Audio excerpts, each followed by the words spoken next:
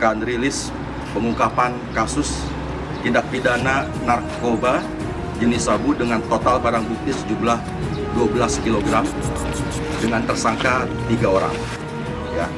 Jadi alhamdulillah tim gabungan Satres Narkoba Polres Aceh Utara dan Tim Sus Direktorat Narkoba Polda Aceh telah berhasil mengungkap sabu dengan jumlah total 12 kg, yang dimana ini merupakan suatu keberhasilan dari kerjasama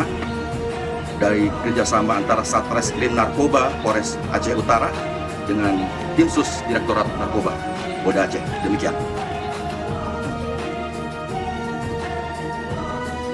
Yang di belakang rumah dikubur. Ya, itu dengan gempa itu, Pak. Oh, iya.